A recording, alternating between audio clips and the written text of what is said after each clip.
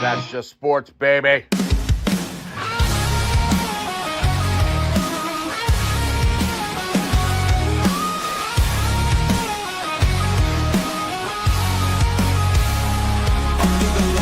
Crowd goes wild. Strawberry ice, bringing fire and style.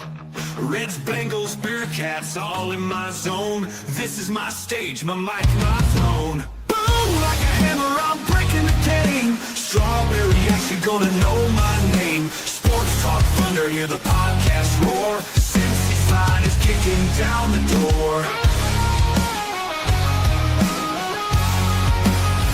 Step into the ring where the passion ignites. Talking sports all day and all night.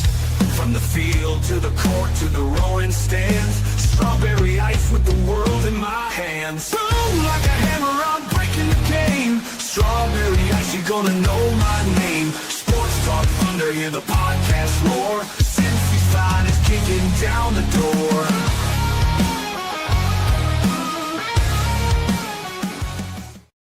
Hey guys, what's going on? Welcome to the show. This is Sports with Strawberry Ice. I'm your host, the Iceman, Jeff Trennepohl. And as always, I bring you sports from a West Side point of view right here in the great city of Cincinnati, Ohio. And as always, I'm coming to you live from the Ice Cave. All right, shout out to my sponsors. They are Priority Lawn and Landscaping for all your lawn and landscaping needs. You need your grass cut, you need your shrubbery trimmed, I don't know, you need a paper patio, you need anything. I mean anything. Landscaping required. Think Priority Lawn and Landscaping. Also, shout out to T Properties, quality housing for quality people. Check out the website at www.tpropertiesllc.com for all your rental property management needs and your rental needs. And of course, Meyer Window, Door, and more. I got them in my house. I highly recommend you get them in yours. They're energy efficient, great looking windows, easy to clean. Meyer Window, Door, and more. The website is MeyerCincinnati.com. And also, shout out to my favorite brewery, Moorline Lager House. Get on down there, get you some delicious Moorline beer, some delicious Moorline food. And tell them I sent you. Moorline Lager House. Hey guys. All right. Just want to let you know, we're still doing the pregame experience at the Moorline Lager House, brought to you by Best Day Brewery. I can't tell everybody this, so it's just between us, okay? For the next 3 games, Pittsburgh, Jets, Bears, which I think the Bengals can win all 3 of them, you can get $10 off. 10 by using pregame 10. Right? Pregame 10. That gets you into the all-exclusive experience. The drinks. The food. The host. Everything. It's the best experience on the banks. Best Day Brewery, Moorline Lager House, pregame 10. See you this Thursday. Let's go. Exactly, guys. We had a great time this past Sunday, and so far, I'm right on one of them. I think we won all 3 of these. We won the Jets, or won the Pittsburgh game. Now we got the Jets game coming up, and they're 0-7. And this is the 6th time the Bengals in Bengals history have faced a team 0-7. So why not come down to Moorline Lager House and get yourself ready for this game? Again, use the code pregame10, get you $10 off. What is up to everybody in the chat? We've got the Strangers in the Brads in there, Rockin' Bengal, Mike Madden, Tony Blaze, and Lindsay's in their homes, and their caps in there, and Crypt Keeper. All right, boys and girls, we are still celebrating the Bengals win. Can they keep this rolling? Can they keep the Jets to 0-7? Let's go to my first expert of the day. He's got one of the greatest beards in Houday Nation. He is the one. He is the only. He's Bengals Captain. What's up, Cap? What is going on? So I've had people ask me, where did you get that hat from? Like we did the reels and stuff, and people asked me that, where you got that cap from. And This one? Yeah, that one. Like, where did you get it from? Nice. People want to know. People want to know. Where'd you get it from? Yeah, Bengals shop online. There you go. Yeah. Did you have to pay extra for the lady on there, or it just comes like that? No, the cheerleader came free. Ah, there you go. Which, like, honestly, I like how cheerleaders come free. easy, buddy. That would be a terrible tattoo, actually. Yeah, I think you got an idea. The Houday and the man. Yeah. Hmm. All might right, have so to do let's that. get to our next guest. He is a Ring of Honor member. He is a Bengals legend. He should be in the Pro Football Hall of Fame. He is the Bengals' all-time leading rusher. He's caught killing Corey Dillon. What's going on, Corey? What up, and what up? We are enjoying the win over the Steelers. I mean, that's always a good day. I mean, I know you. Oh, You hate the Steelers, right? So you enjoy when the Bengals beat them. Fuck the Steelers. FTS. Exactly. Yeah. So, Corey, Yes, sir. Did you get to watch any of the game? Yeah, I checked it out a little bit, and I must be fucking a genius, or I must know just a little bit about football. A little bit. It is surprisingly that the running game came alive and opened up everything else. Oh my God, who would have known? Who said that on here? Who Who would have known that? I don't know, bro. Hey, man, this is what I tell my lady all the time, man. I just look like this, bro. I just look like this. You know? Behind all this, man, there's a light bulb up there, man. Augie says it's a lucky guess, Corey. Man, well, hey, I must have been lucky for the last fucking 20 years about this shit, but that's a one hell of a fucking luck streak, brother. That's the Augster. That's our boy from New York, Augie. Oh man, hey man. Sometimes you need luck in this shit, bro. So I think Cap's trying to join the glasses crew here. We all got our intellectual look on. Hey man, these because my ass is blind. That's why I have these on. I have to. I can't see the damn screen I got my readings. or the cod. Yeah, that little shit that comes yeah. up. Sticker, I can't read it, bro. I can't see it. Well, my wife gets on me all the time. She goes, "Why do you wear glasses the whole time?" I was like, "Because I can't see the screen. I can't see what people are posting, so I have to read it." Hey, I don't. If you look more intellectual, well, fuck it. I'll run. Exactly. All right, so Corey, have you ever had a quarterback in your career come in with 5 days to prepare to make his first start, and then basically start 2 games within 10 days and perform as well as Joe Flacco has? Do you have any experience like that? Nah, and shit, if I did, yeah. All right, man. No. I'm extremely impressed on what he's pulled off. So, yeah, man, that's a veteran quarterback, man, and he knows the ropes. So, I seen he got a little bit more comfortable with the offense this last game against the Steelers, and they let him loose a little bit, man. They opened it up a little bit more for him. I said it before too, man. It's extremely difficult mid-season going to a new system. Man, everything ain't just gonna click automatically. So yeah, in time, he get more comfortable with his guys. You know what? And as you seen last game, he started making big plays. So kudos to him, man. That was a hell of an effort, man.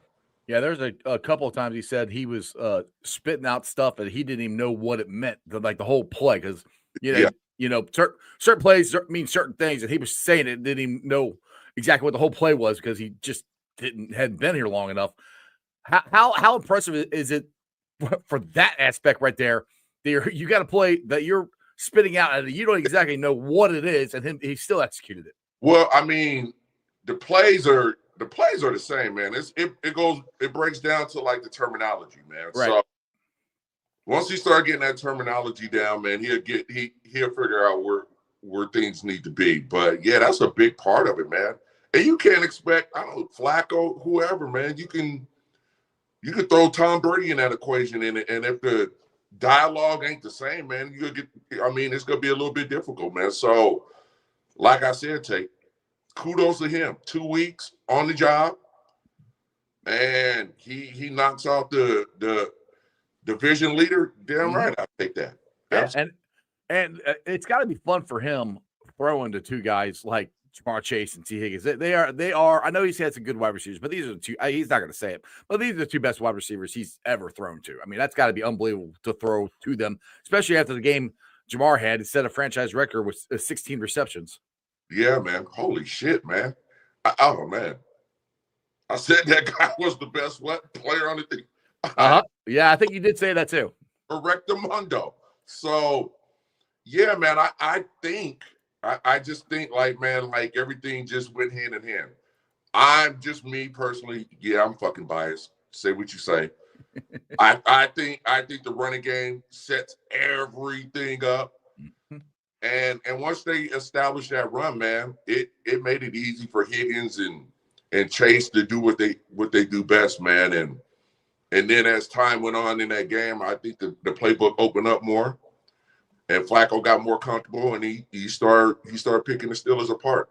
Now, listen, that's not an easy task. You got Porter Jr. on the corner, and then you got the other guy. What's it? Ramsey, who they cooked. They flat cooked his ass again. He was barbecue brisket. Yeah, he was. So you got some real respectable corners out there, man, and they went out there and did their job, man, and pulled off the victory.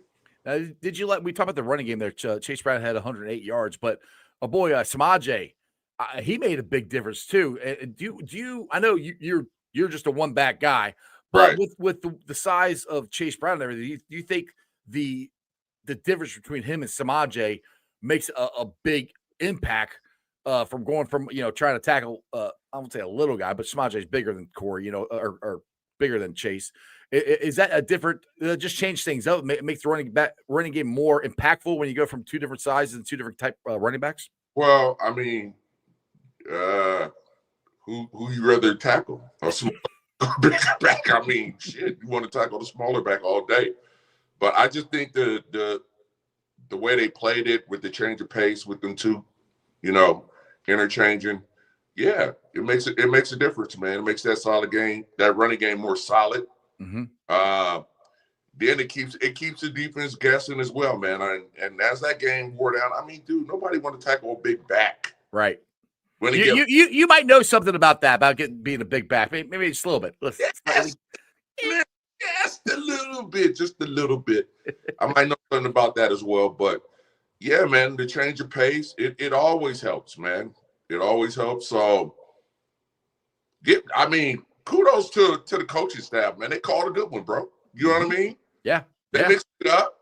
And at the end of the day, man, the players understood the assignment and went out there and executed, man. And that's all you can ask for. Exactly. I got a couple questions here real quick. Then I'll let Cap talk. I've been doing most of the talking here. From Crib here. Hey, Corey. Hey, this is me trying to read the bottom of that. Yeah, I'll read it to you. I'll read it to you.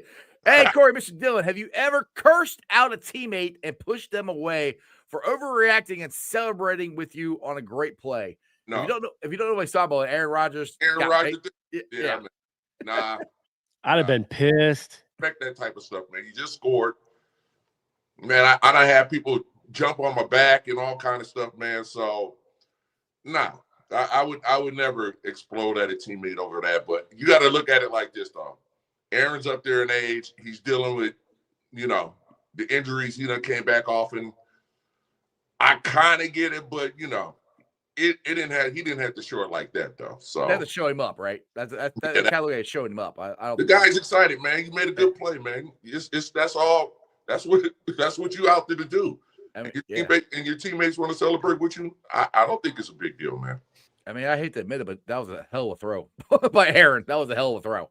So, yeah. I mean, not many quarterbacks could make that throw, especially at 41 years old. Ken here wants to know, would you guys keep the O-line the same as last week or put the rookie back in left guard? I would keep it. Right now, it ain't broke. Don't fix it. Yeah, that's kind of where I'm at. Cap, I've been doing a lot of talking here. What do you got, man? Go ahead. I'll let you have the floor for a little bit. Mr. Dillon, Yes, sir. 1998. Okay. Do you remember how many people threw a pass for the Cincinnati Bengals? 98.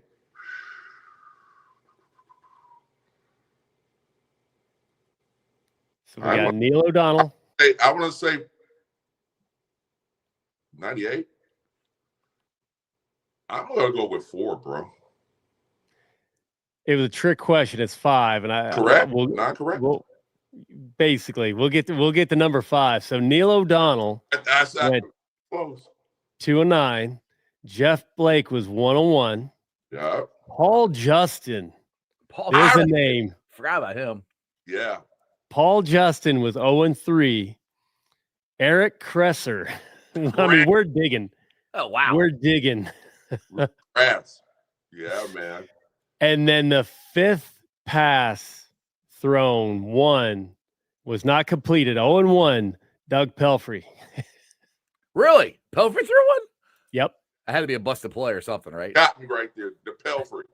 Yo. I was close. Corey knows something about dealing with multiple quarterbacks in one season. We're on our third, but it looks like we finally found the one we needed to get us through until Joe Burrow comes back. Absolutely. Yeah, man. Damn, 5? 5. That's a crazy year. How many passes did you throw in the NFL, Corey? Not too many. You didn't ever have a running back option? Man, I don't even think I didn't have that halfback pass in my contract, bro. No. It wasn't. But could you? If you got called on, could you sling it? Man, I could throw it. Yeah. I mean, of course, man. Listen, growing up, man, we didn't play positions, bro. So half the time I was quarterbacking, bro.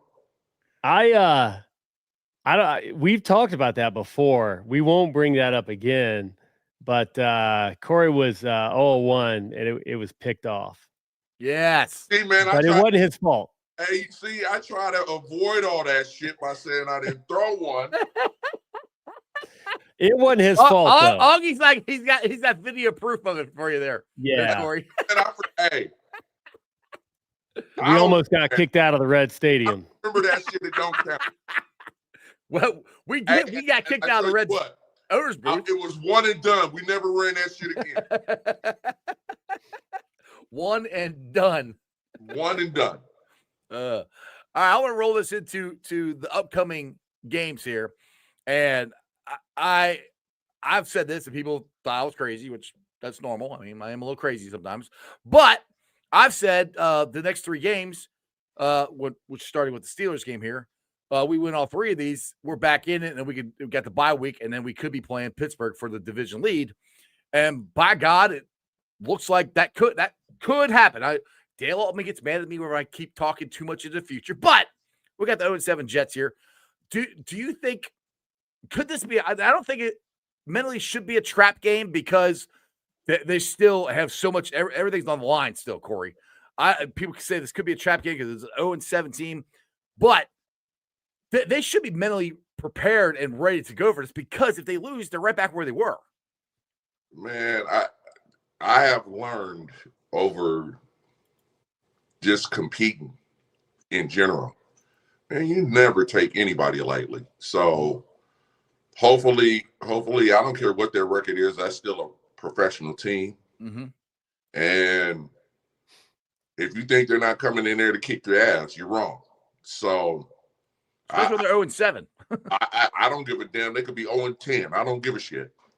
You gotta go out there and play like everything's on the line. So I'm pretty sure they recognize that, and I don't think anybody in this day will look at the schedule and be like, we got them. Nah, I think they're gonna prepare well, and they know what's at stake, and they need this game. So I personally think, you know what? Yeah, they're gonna get on them early and get them up out the way. To be honest with you. And if they do that in the next 2 games, we are right back in this thing. I mean, because the Steelers got the Packers coming up next week, either Right. Sunday night or Monday Night Football, I can't remember. And the Packers don't look as the dominating team as they did the first 2 weeks. But I still think they're good enough to beat the Steelers. It's gonna be a hard game, hard fought game either way. But they got the Steelers, we got the Jets, so we should hopefully gain a game on them. But that's the thing is you never know. But all these people who wanted to give up on the season and it being in October, it's like, why give up now? I'm like, there's such a long season, so many things. We should have learned this from last year. Right. Last year, people want to give up on the season, and we're looking back. We would have won one more game. We would have made the playoffs. So that's where I always have a hard time. People were like, "Oh, we need to trade this person, dump it, play all the young guys." I'm like, nah, bump that. We got a shot to get back in this thing, not only in the wild card, but we got a shot at this division still. Well, you know what? You got to seize the moment, man. Like at first, it looked kind of dim. Now things done came back full circle, like in your favor. Like, yeah. Do I expect Pittsburgh to take some more L's? Absolutely. Oh, hell yeah. Do I think the Bengals can maintain? Yeah, absolutely. So this week is crucial. It's a must-have. I don't. Oh yeah. The word taking a team lightly at this juncture. You can't. You really can't. That shouldn't even be in the Bengals vocabulary because they need every game moving forward. So yeah, I'm pretty sure they got that mindset of going out there and taking it one game at a time and getting W's, man. So and trying to catch up in this division. So it's gonna be interesting. Do I think they could catch Pittsburgh? Absolutely, I do. Yeah, it's all right there in front of them. I mean, it's last couple weeks, and I like our chances, man. To be honest with you, especially the way our offense it played Thursday night with the running, and we kept talking. You talked about it on here a ton. Get that running game going, and if we can run like that on Pittsburgh's line, we should be able to run like that on almost anybody. Because I mean, I shit on the Steelers, but they do have a good defensive line, and we dropped 100. Chase Brown had 108 yards on him, so that right there, in a nutshell, is the essence of getting this offensive line back together. Now, one thing, Corey, I want to ask you, that we've had this discussion a ton, I know on Cincinnati Sports Radio and stuff, that Joe Burrow, he always likes playing or coming from the shotgun. And it seems like for some reason the run game flows better when we're under center. And that's what Flacco did a lot of. Is there a difference for you as a running back, either the quarterback's under center or shotgun? How does that work as far as reading the line and the run game goes? Man, that I don't only thing I would say about from being under center and shotgun, man, the shotgun to me kind of you kind of tip your hat to where you're going. Okay. From an offense standpoint, man, that's the only thing I see from that, man. If you could run the ball, you could run the ball. I don't give a damn shotgun, single. That doesn't even matter. The only thing I never ran a ton of it. Thank God, I never ran a ton of it. The only thing I see from that shotgun is that defense kind of can figure out where you're going if you're running that ball. So that's the only thing. You're more disguised. If you single in the back and you're under center, they gotta wait. You know what I mean? They gotta see where you're going, and you can disguise it a little bit better where you're going out of the single formation, man. But man, to each his own, man. I mean, shit. If you can run a rock, you can run a rock. You know what I mean? Shotgun, wishbone, whatever the hell you want to run. But if it was me, man, shit, get your ass under center, man, and put me in the dot and let me do what I do. That is right. Just. Well, I mean, you might know a thing or two about running the ball. Just saying, yeah, just a little bit, just a little bit, lightly. All right, Cap, what do you got? Yeah, you got me thinking. I'm just digging up stats here. He's just I can see in his eyes. He's deep thought looking things up. Yeah. If he seen when I could fucking threw the ball, goddamn. That was a big dig right there, bro. I think it was the announcers talking about Atlanta running shotgun so much to get Bijan that head of steam. So, I get where some people today want to talk about the Bengals. They talk about the shotgun usage as a detriment, but other teams are doing it and they're just fine. Baltimore runs shotgun about the same rate the Bengals do. Right. It just helps when you've got a huge back, Derrick Henry. Yeah, Derrick Henry's a difference maker. Yeah, yeah. Can I add to that, Cap? And it helps when you got a quarterback that can fucking run. Yeah. Yep. I mean, that shotgun is really predicated to the RPOs and all that shit, man. Like, it's a dual threatening situation. If you got a quarterback that can't get up out of there with the football himself, hey, you're gonna have some problems, man. So that's how I look at it. Joe's got wheels. We've seen Joe, and that gives him that space to be able to take off when he sees that he needs to. Yeah, but he ain't got Lamar Jackson wheels. That's not even close. And we don't want Joe running as much as Lamar Jackson. Right. So, I mean, but when you look at the shotgun usage, I mean, Mixon had big games. Chase Brown has been close to 100, but then well over 100 when you factor in receiving yards too. I think the big difference was we were able to score early and we were able to stick to our game plan, but they also had a lot more wrinkles with some of the tosses. I liked some of the outside stuff in the run game. And again, and I hate to keep saying it, but here we are again, 7 games in, the offensive line looks like it's starting to gel.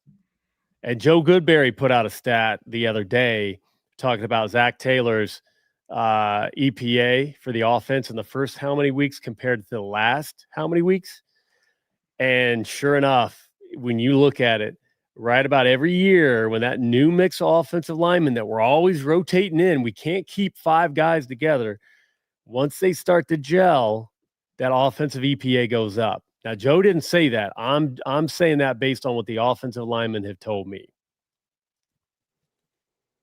Those guys got to learn to play together. And, having Reisner at left guard, hey, Fairchild's going to be a good one. Yeah. But having Reisner at left guard made a huge difference. Well, the thing is, it's just like we talked, all preseason and everything. We gotta get off to a fast start. Well, we did, but then we lost Joe. But it's still the same thing. Like, we won the first 2 games. We didn't look great winning those 2 games, but we won them. The team, I don't know why, but Zach's team starts gaining momentum about the October mark. And by the end of October, rolling into November, that's when they start playing their best football. It's been like that the whole time Zach has been the head coach. Is they start slow, and we didn't start slow, but we're not hitting on all cylinders. And offensively, Thursday night was the best we've looked. Defensively, we're still getting there. I think there's pieces they got to mix and match and figure out who's going to be where. But this is what Zach Taylor does. Every year he's been there. I would say it's not Zach, because those 2 things you look at, and then go, God, don't come for me, chat, with the Zach stuff here. And also, when we win and Zach comes up and high fives me because it's a full circle moment from the first win against the Jets, don't come for me, because it might happen. Because that was his first win in Cincinnati was the Jets. And I'm just saying. To clarify, I wasn't talking shade. I'm just saying what's happened since he's been the coach. I know. But I don't think that this staff holds anything back early. Somebody who wants to dive into the film could prove me wrong. But Joe Burrow said he starts out slow. You look at the stats, he starts out slow. Unfortunately, he's been getting over injuries. Appendicitis. Yeah, he had his appendix taken out, and then he's trying to play like that. That's insane. Recovering from or not recovering, he still had the hammy issue where he couldn't move. That's going to affect his whole scheme. Like he said with his wrist last year that he didn't start practicing throwing on the run until about week 8, 9. I mean, that's a huge part of, his escapability, and he wasn't trying that. Once he did, it was on fire. So basically, Joe starting out slow, mostly due to injuries. And then that offensive line, we have not went into back-to-back seasons with the same offensive line ever. No, not a long time. But you brought up something interesting I want to ask CD about. Even if you have been in the same offense, you're always going to have different teammates or new teammates coming in. And Cap said something about they don't hold back the offense for install and all that stuff from training camp to the season. Coaches that you've had, is there different? Do they just try to install it all like minicamp and preseason, or do they actually hold some stuff back for during the season and kind of do it? Is it a fluid thing throughout the season, or is it just all one big thing, bam, at the beginning, and you kind of tinker with it throughout the season? Minicamp and by preseason, man, that everything's installed. So, okay. I mean, and it ain't gonna change unless they come up with something new, and that's very rare. I mean, you got a big ass playbook, bro. So by the season starting, man, yeah, you should know everything in that book, to be honest with you, and be ready to go. Thing about it is this, I mean, you might not run a play for the first 4 or 5 games. But man, hell, sometimes that situation is called upon in a game. You gotta know that shit, bro. You just gotta know it. So I don't even think that's the issue. I think Cap said this a while ago. I think he said it last time we were on the podcast. Man, football players are smart, bro. Oh yeah, you have to be very, very, very intelligent. So to memorize that playbook and hey, I don't give a damn if you ain't ran a play in months and executed on call. That's our job, man. That's just what it is. So by that season, by the first game, man, everybody knows what they're doing, and they know that playbook. So that's just a requirement, just off top, bro. So yeah,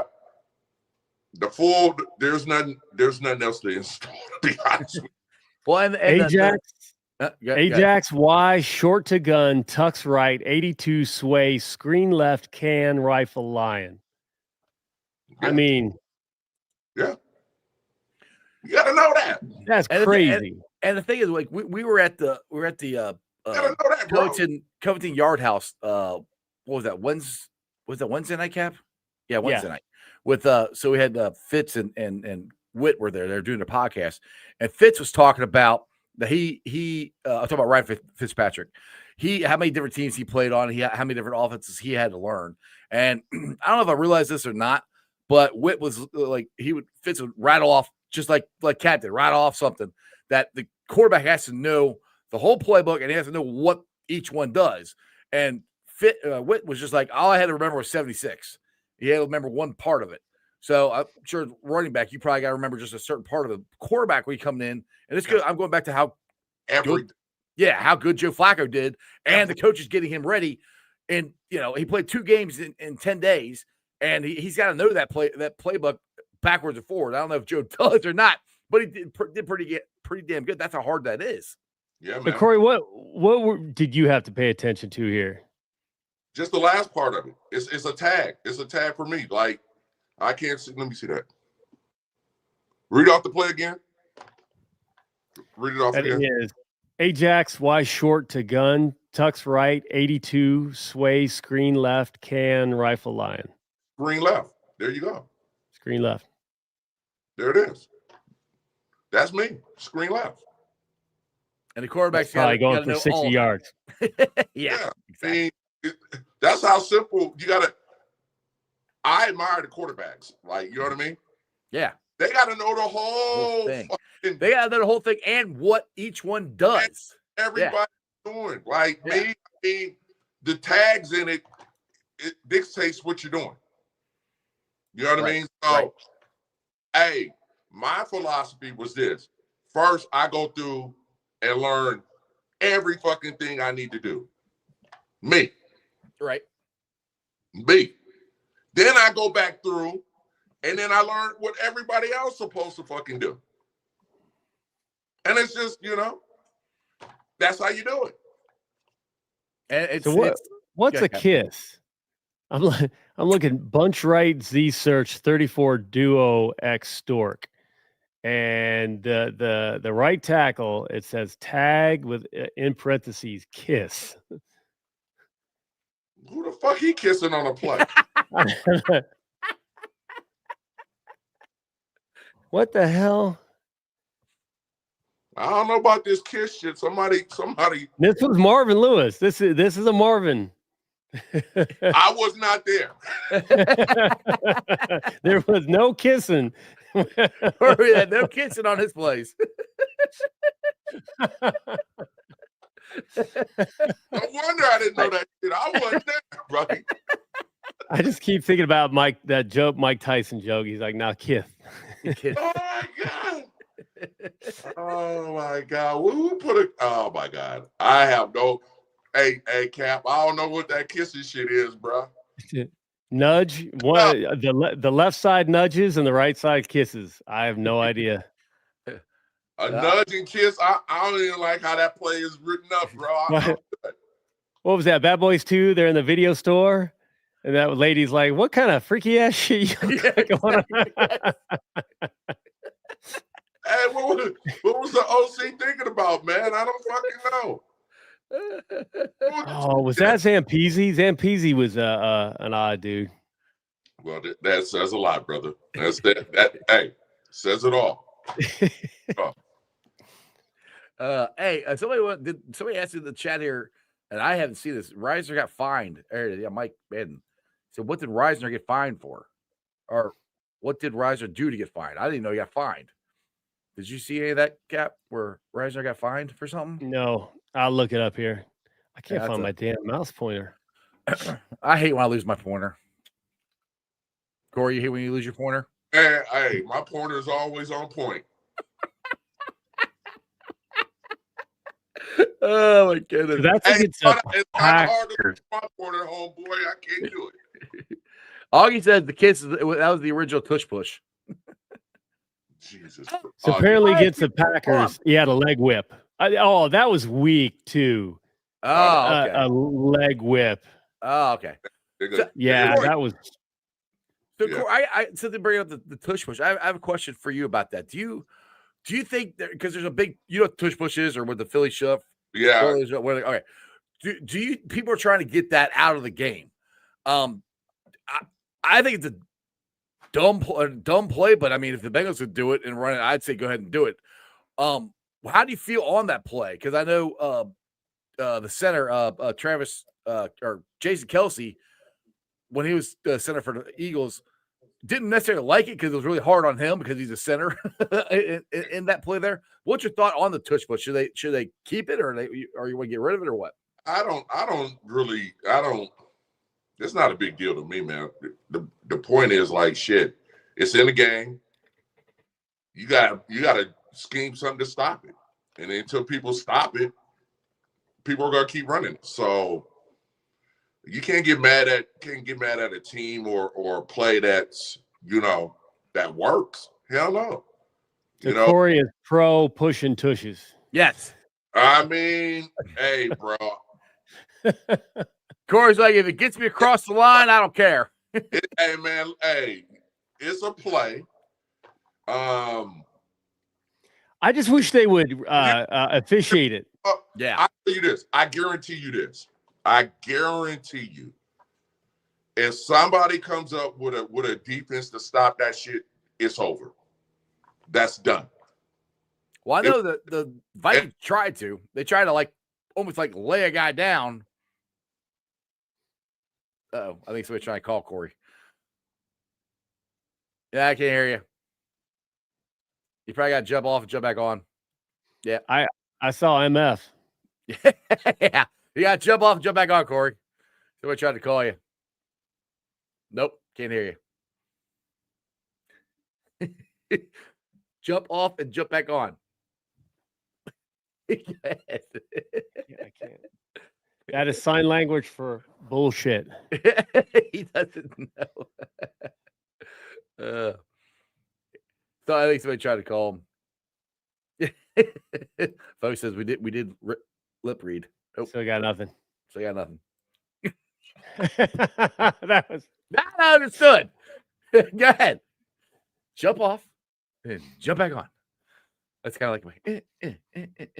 But did you see that cap where they the Vikings where they tried to like lay somebody down almost like at the center. That's and weird. Try to stop it that way. No, if Hello there. There you There are. we He's go. back. He's back. He's back. Man, these son of a bitches. Didn't he live Rivers there? If they would just officiate it properly, like, okay, they can't line up all sides because they're getting bolder and bolder. Like these Eagles are damn near in the defensive backfield. Yeah. So they're getting a huge advantage. If they would just line up properly, like, all right, fine. Half the teams hate it. Half the teams say, don't touch it. Make it a play that you have to call, like designate, like, hey, refs, we're going to do the tush push. So you can't change it. It's got to be that play. So you're giving the defense an advantage, a little bit of an advantage. It's not going to be any weird play action shit, but then make sure everybody lines up properly and nobody false starts. And that's what they do. They're lining up offside and they're false starting. Hey, the offense is getting away with them false starts, bro. They are. They got to call that shit, to be honest. Honestly, that's my only problem with it. Like if you line up on sides and you don't false start, then it's a football play. It's a little different, but not much different than the old quarterback sneak. You're just not pushing them. That's the difference. And they're all lined up and they're getting low. They're getting lower than the defensive line is. The low man wins. That's what's happening. You got to get lower than them to beat them. Exactly. And it ain't really going to change until, like I said, somebody schemes something up to stop it, period. Or until a marquee quarterback get hurt. And then it's the wrap. Yeah. Augie, no. Oh, God. You want to read it? I don't even want to. Call Michael Sam out of retirement. He can stop the tush push. Oh, Augie. Yeah. Augie got the first one. Augie got the first one for Corey to leave. Man. That's a name I haven't heard for a while. Fro with another good idea, having it automatically reviewable every time. Yeah. That's fair. Review it for good. Smart man, Corey. Smart man. Just smile away. Yep. Yeah. Smile, wave, boys. Just smile and wave. Oh boy. Tell you.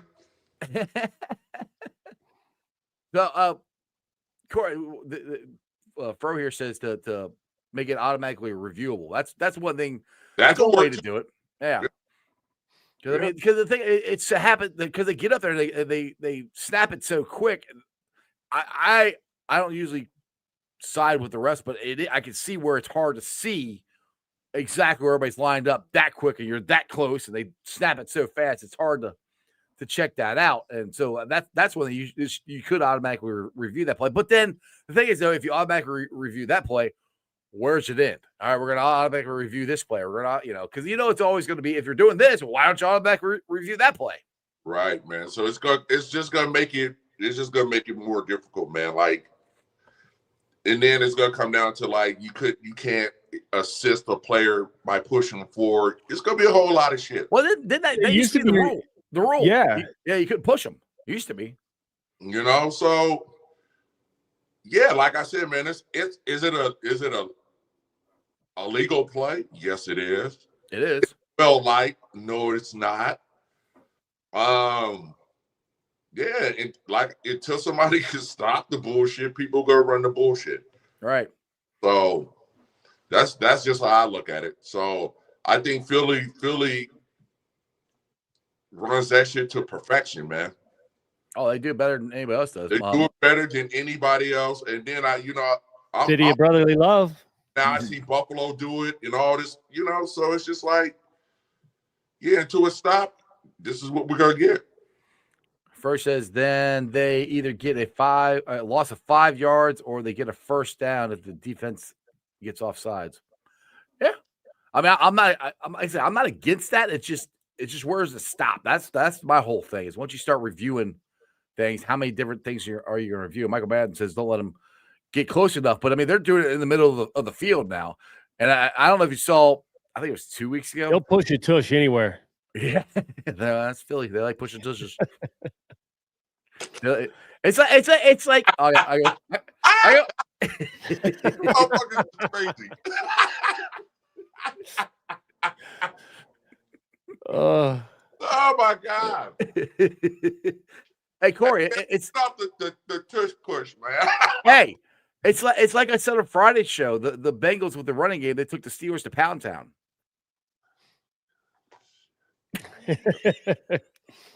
Hey, well, Chase was worried about them raw dogging us, and instead we flipped it and took them to Pound Town. Exactly. You heard Chase said that, right? I did this shit at the end of the show, man. I appreciate it. You know? God. I'm always kids watching this shit, brother. I tell you. We only got 83 people watching right now. Oh, there it is. We're good. Oh yeah, Hayward sucker punch Flacco. That was horseshit. Yeah, dirty ass team. It's 2025 and Steelers are still dirty. Man, a lot of epic shit with them Steelers, man. I don't like them fuckers, man, to be honest with you. Neither do I. Nah. What's the worst thing you can remember Steelers did or you saw Steelers do in a game? Like spitting and eye gouging. Motherfuckers are trying to grab your nuts and shit, man. These motherfuckers is weirdos, bro. Like, hold on. A Steeler would actually try to grab your nuts. Hey, do not get in the pile, man. They're nut grabbers, brother. That makes sense. The Steelers are nut grabbers. I'm sorry to laugh, but that's gross. Too, that's funny. They're nut grabbers. Yeah, that bullshit. Yeah, man. Watch it. You gotta watch it, man. Motherfuckers at a disadvantage because of those jock straps. You already know. You feel me? Like shit.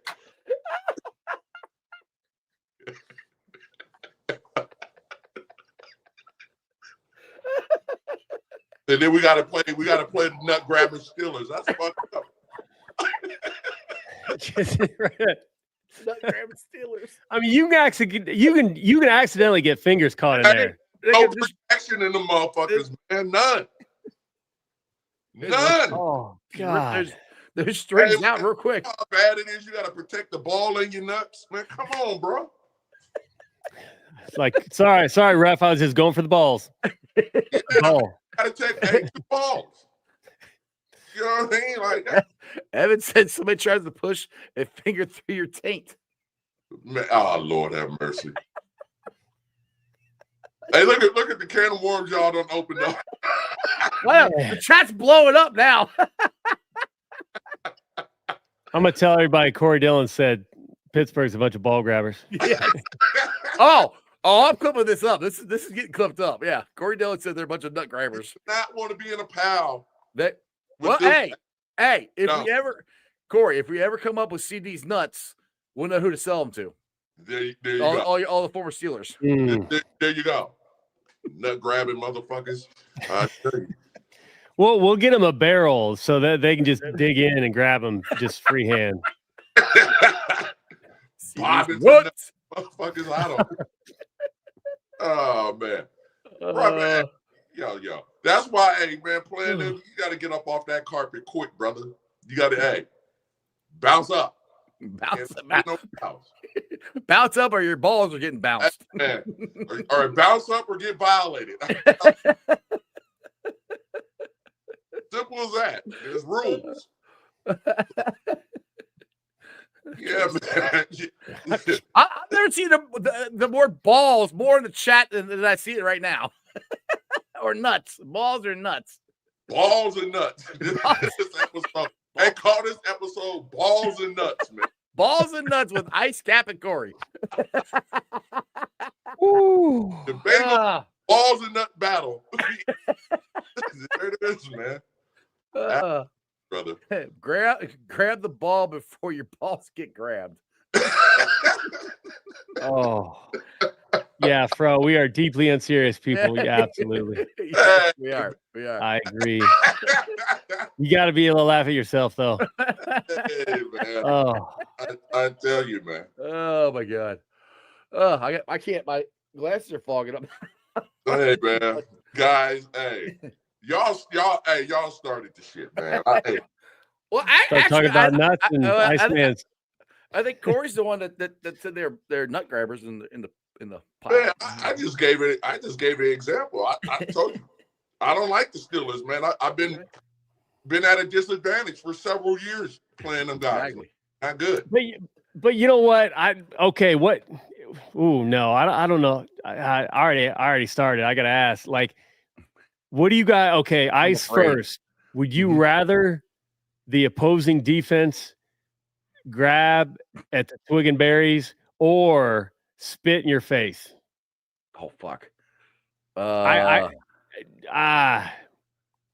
Like either one deserves a punch, but don't spit in my face. Because that's bodily fluids. I don't know where you've been. And Pittsburgh's nasty. Well, if you got the thing is, do I have a visor? If I have a visor, you can spit in my visor all you want. Oh yeah. Still though, accidentally get in your mouth? No. Yeah. Lord, listen. They had a D lineman that liked to spit on our offensive lineman. I can't remember who that was, but he got caught a couple times. Never got fined, never got flagged, but he got caught a couple times. Man, listen, man, the most disrespectful thing you could do is spit on somebody. That is fucking yeah. That is borderline like I'm going to jail. All right. Oh yeah. Corey, eat the dog. It's a misdemeanor. There's a reason why you are allowed to swing. And listen, grabbing another man's nuts is the same offense. That's ass whooping material. Yeah. I don't know, where people feel like it's okay to do this shit. But we done seen it. We done seen it. We done seen a spitting incident already this year. Yeah, that was wild. I mean, barely even got the whistle, and then boom. That's where Pork Chop works. Where he works. But Chop works at a psych ward. Yeah. Oh yeah. That's why. I don't think he's talking about at a Bengals game or a football game. I was thinking about the Chop at a strip club. I'm like, you have to pay extra for that. Like, you gotta pay extra. I'd want my money back. and Chad, if you don't know, like Chop used to work at, so I wasn't just trying to be funny. That's what I thought he was talking about. Not that Chop was the stripper, because that'd be a whole other thing there if Chop was a stripper. Man, you just hurt my stomach, bro. Yeah. Boom, baby.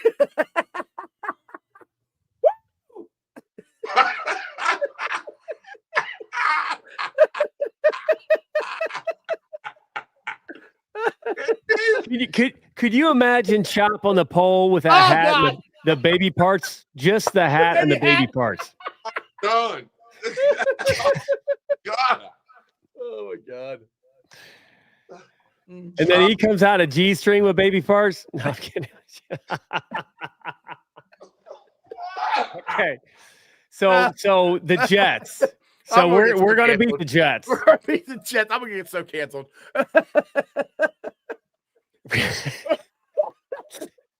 Why you guys even put that image in my brain? Oh my God. Chop said he'll be your tiny dancer, Corey. Oh God. Hey man, y'all, I'm sick. Oh God. I'm sick. That is not even a good thought, brother. No. And no. All right. Oh no, Brad. No. I'll try to bring us back here. All right, Corey, I'll get you out of here on this one here. All right. We got the Jets coming up here. They're 0-7. You got a score prediction? Do you think it's gonna be a tight game? We're gonna kick their ass, blow them out. What do you think? I'm gonna roll with 35-14, bro. There you go. Because we're going to have hopefully a healthy Trey Hendrickson and a healthier Shamar Stewart, so that should help. Yeah. And we're home. It'd be competitive the first half, and then, second half, it's walking the dog, man. Easy breezy. Sounds like a plan to me, Corey. As always, it's an absolute blast. And guys are crazy, bro. hey, are we going to see you this weekend? Are you coming? If they send my information, hell yeah. All right. So I'll expect a phone call come Friday. That you need help again or something. No, hey man, I done mastered that too. So, hey, man, well, either way, you come in town, you better call me. that part, yeah. All right, sounds good, Corey. All right, fellas, who dey? I will see y'all soon. All right, brother. See ya. Oh man, I think he's coming.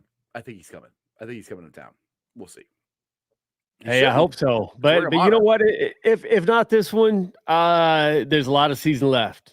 I could also see us going on a run, and then in the thick of the playoff race, he wants to head out here.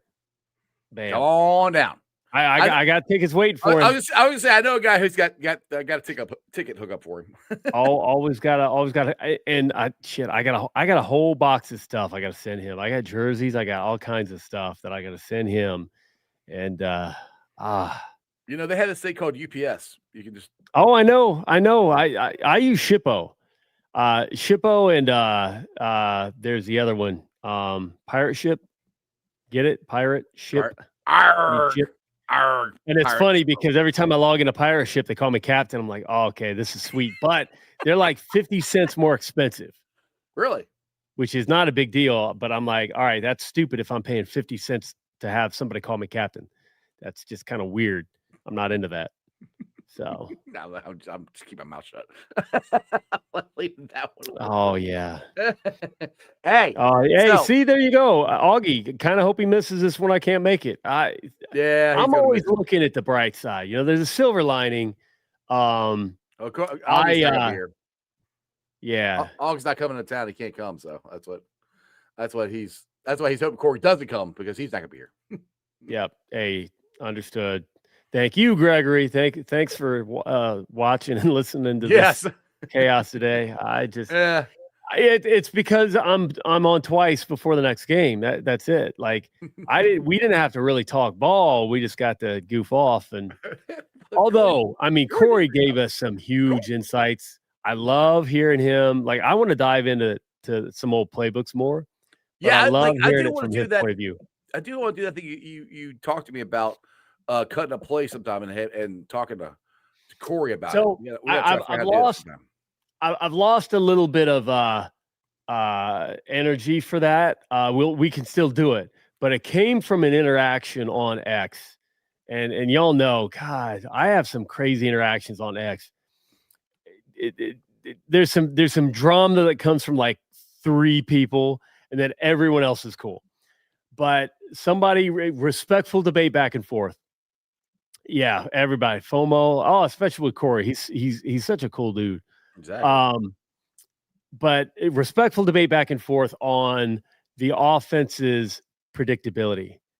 Kidding. That's pretty cool. Greg says my dad was the first team doctor for so many years, players in 1968. That's freaking cool, dude. I didn't know that. That's awesome. I was wondering that name sounded familiar. Lippert. Yeah. I'm old, but 1968 is. Yeah, I get it. I read a lot. Like I've got the very first. Thank you, MC. I've got the very first 1968 media guide. Ooh. That I've read cover to cover. Yeah, it's just neat. Nice. Even the language is neat. But what the hell was I talking about? I don't know. I don't remember. When Greg put that up there, I'm like, oh, that's cool. I completely stopped listening to what you were even saying. Oh yeah, hey, I would too. Oh no, yeah, the debate back and forth, basically on the offense's predictability. Oh yes. Mm-hmm. And people say that. People say we don't run enough, we run too much, we throw too many screens, we don't throw enough screens. We're always in shotgun. We're never, blah blah blah. And it's like, it's confirmation bias. Mhm. And people have every right to be upset when things aren't going well. It's been a struggle to get to 3-4. I'm hoping we can talk next Monday about it's been a struggle to get back to 500. It shouldn't have to be this way, but I'm always trying to look 10,000 feet above, not because I'm CEO. It's because getting into the minutia, you get lost. And everybody wants to talk about this or that. Like, oh, I can predict every play. And people say, oh, first play is going to be a run. Every first down. And then it's not. Everybody that's ever said that to me, the next first down was a pass. So if anything, I am waiting to place my bet on someone telling me it's going to be a run. And then I know it's going to be a pass because the universe works in weird ways. But no one, I told the guy, I'm like, dude, I'd give you $1 million if you could correctly guess a game. It's not happening. I don't think somebody's going to correctly guess 5 plays in a row. If they could correctly guess, I'll just say 5 plays in a row, an NFL team would hire them. I think so. Just especially in AFC North, just to go against the Bengals. If you can guess 5 plays in a row of what Zach Taylor's going to do, you'd have a job in Pittsburgh or Cleveland or Baltimore. And there's some gamesmanship into some of the post-game comments, like Jamar saying that they knew what the Steelers were going to do. It was kind of like the same comment when he said they knew what we were going to do on offense, and that's throw the ball to T and Jamar. So the Steelers did not change anything up. They didn't swap really anybody out. They were still trying to be who they know they are on defense. It's just they can't keep up with Jamar. So he knew as long as they were going to keep doing that. Now, their plan wasn't leaving him wide open, and they left him wide open a couple times. He's 7-11. He's always open. I mean, seriously. We saw it the week before the goal line. Exactly. Throw him the ball, he will find a way to get it, or it's going incomplete. If you throw a good enough ball, it doesn't have to be perfect, but he will go get it. And I'm telling you, the thing is though, people got to remember, it wasn't Zach saying, "All right, we're going to put in all the Jamar plays." Those are not all the Jamar plays. Flacco wanted to force feed Jamar. I think it's a great idea. Always. Oh, yeah. Always a good idea. I mean, hell, when you think about it, what if Joe Burrow was just a 2-read quarterback? Jamar then T. And every now and then mix it up. T then Jamar. Just flip-flop, whatever. And then bail and look for the tight end or the running back. Yeah. Done. Mike Mann wants to know what goes through your guys' mind on the Hail Mary. I'm going, knock it down. Knock it down. That's all I was saying, because I was still I was still uneasy. Like, okay, we haven't stopped them yet. Aaron Rodgers could throw it that far, and he did. So that was my whole thing, was knock it down. So, and they did.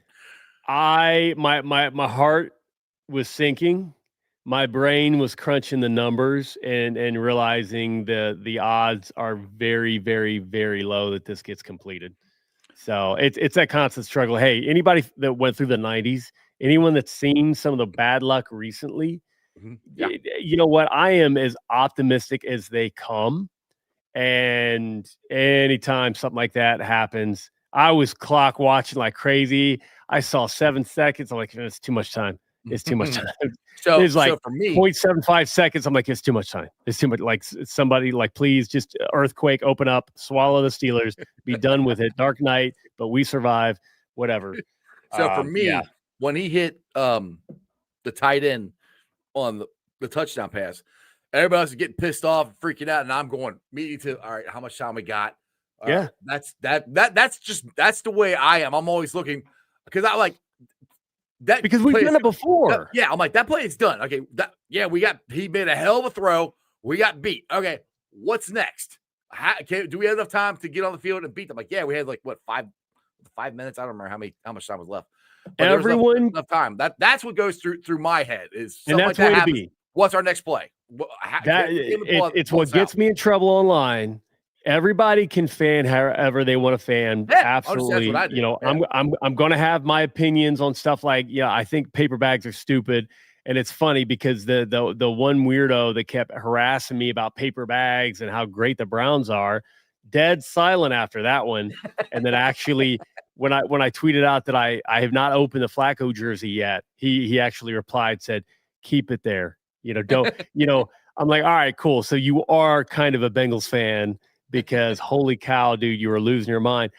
I don't want people to be that negative because it's just not good for, it's not a good way to live. If you want to be that way, go do it. But Yeah, when I say believe, when I say take time to do what like Iceman here did, like see our side of that, the coin, because we've done this before. We've come back and won before. We've scored before. Flacco looks like he's got good command of the offense.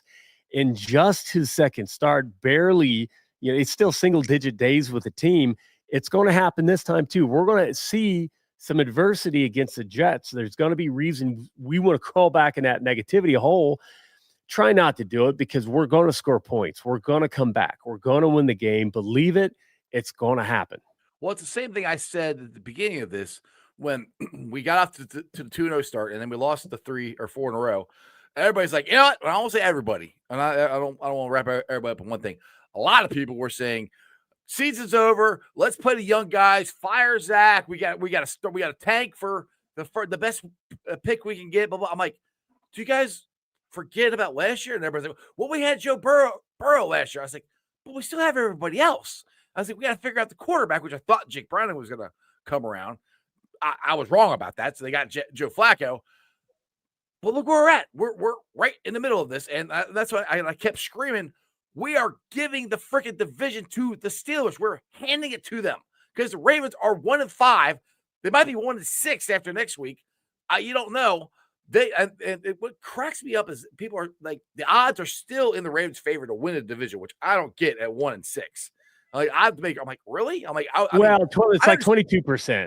Yeah, well, and that's we're still only high. 12%. They're 1-6. We're in second place. Well, yeah, or 1-5. Sorry, not 1-5. 1-6. So I mean, that's where that's just the way my brain works. And I'm like, because we went through the 90s, because it was so bad and we never had a shot. And since we got Joe Burrow and Jamar and T and Zach, I feel like we've had a shot. I mean, I felt like this in the Marvin Lewis era too, but unfortunately, we never won a playoff game there. But that 21 season changed everything for me. I saw them win the Super Bowl. They went to back-to-back AFC championship games. The team's basically still the same. They can do this, and if Joe can come back, which Ian Rappaport reported that Joe Flacco is on Burrow schedule, or Joe Burrow is on schedule to potentially come back in December. So that and even if he does it the way Joe Flacco is playing right now, we could go longer with Joe Flacco until Burrow gets back here. The thing is, there's still hope, and that's where I just hate when people just go, "Oh, this sucks. This whole town sucks. This sucks. You suck. This whole thing." I'm like, dude, that's like I just can't. And like I said, you guys can do whatever you want. I just fight back on. I can't mentally. It's easy to be negative. Depressing. It's easy to be negative. It is. It's depressing. But it's not good for your mental health. Like, honestly, I don't know that there will be anybody who is like super negative on the Bengals right now and then going out and getting that promotion. And I want you all to go out and get that promotion. I want you all to get that extra bag, find the love of your life, do whatever it is that you've got to do to be happy. And it's so hard to do it when you're negative. Everyone thought like I would do nothing for us except Tomlin. And that's a great point. I'm glad because I have been roasting Tomlin. If you're watching my reels or anything, but somebody put in the chat, I'm worried about going to Pittsburgh and face him in Pittsburgh. I'm not, because Joe Flacco is in Mike Tomlinson's head. He's in his freaking head. He was in his head when he was in Indianapolis. He's in his head. Joe Flacco has went to Pittsburgh and won in Pittsburgh multiple times. The Bengals have went to Pittsburgh and won in Pittsburgh multiple times. So there, like I said, the optimistic me, I think we can win the next 4. Well, let's get to the Jets game first here. Cap, on that note, I'm going to end this thing. I got to go meet my daughter for dinner. You got any final parting words before I let you go? Hey, MC said it. Let's bring back the believe and the why not us. Exactly. Who day? Exactly. Who day? All right, guys. Hope you enjoyed that as much as I did. Appreciate all you guys watching and sharing the show out and commenting on all the reels and stuff like that. I'm trying to answer as many as I can. You guys are blowing up, and I know I didn't get to as much answering of the questions in the chat. I'm sorry. I at least try to put them up there, so I saw them. We have so many people talking, it's hard to answer them all, but I try to do my best. I appreciate every single one of you guys subscribing, watching, commenting, everything you guys do. You guys are killing it. You guys are awesome. As always, thanks for watching. I live stream on YouTube, Facebook, X, Twitch. You can follow me on all those, along with Instagram, Threads, and TikTok. And also check out my latest article on Substack. I put it out last night. Which is one thing I wanted to ask Corey, and I should have wrote it down, about Uno. Can he be the first wide receiver to win an NFL MVP? That's never happened. Jay Rice didn't do it. No wide receiver has done it. I think it's kind of inconceivable that no wide receiver has ever won the MVP. But right now, Jamar Chase is the MVP for the Cincinnati Bengals. So anyway, go check out that article I wrote on Substack. I appreciate it. I'll have some couple more coming out this week. I will be pulling out sound off later on tonight. Put it on the podcast on BeanPod, Apple, iTunes, Spotify, Google, Stitcher Play, pretty much wherever you get your podcast. Do me a favor, rate it, like it, review it, listen to it. Leave a 5-star review and a comment so more Cincinnati fans can find my podcast. And shout out to Cincy 360. Tony Pike was back on the air today. So I'm very, very happy that he's back. Austin Elmore does a great job, but Cincy 360 is not the same without Tony Pike. All right, shout out to my sponsors. They are Priority Lawn and Landscaping for all your lawn and landscaping needs. You need your grass cut, you need shrubbery trimmed, I don't know, you need a paper patio, you need anything. I mean anything. Landscaping required. Think Priority Lawn and Landscaping. Also, shout out to T Properties, quality housing for quality people. Check out the website at www.tpropertiesllc.com for all your rental property management needs and your rental needs. And of course, Meyer Window, Door, and more. I got it in my house. I highly recommend you get them in yours. They're energy efficient, great looking windows, easy to clean. Meyer Window, Door, and more. Their website is MeyerCincinnati.com. And also shout out to my favorite brewery, Moorline Lager House. Get on down there, get you some delicious Moorline beer, some delicious Moorline food. And tell them I sent you. Moorline Lager House. Hey guys. All right. Just want to let you know, we're still doing the pregame experience at the Moorline Lager House, brought to you by Best Day Brewery. I can't tell everybody this, so it's just between us, okay? For the next 3 games, Pittsburgh, Jets, Bears, which I think the Bengals can win all 3 of them, you can get $10 off. 10 by using pregame 10. Pre-game 10 that gets you into the all-exclusive experience. The drinks, the food, the host, everything. It's the best experience on the banks. Best Day Brewery, Moorline Lager House, pre-game 10. See you this Thursday. Let's go. I know it said Thursday, but I got to make a new video. We're doing it this Sunday. So still pregame 10, still works for the $10 off the all-inclusive experience at the Moorline Lager House, brought to you by Best Day Brewing. It's an awesome time. Come on down there. I'll be down there 3 hours before every single home game. We got DJ down there, cornhole, beer pong, football toss where you can win prizes. You win gift cards. Sometimes we have some Cincy hats there. It's just an awesome, awesome time. So if you guys just want to come down and just pay one price, and all your food and drink, come on down to Moorline Lager House. Other than that, you guys have a wonderful day. I'll see you back here tomorrow.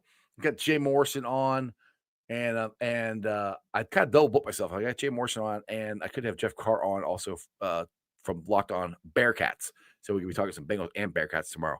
I got Trags on Wednesday. I got a lot of shows. I got everything filled up for you. You guys make sure you like, subscribe, share. And remember one thing only, that is Who Day for life. And as always, throw it up. That's your sports, baby. See ya!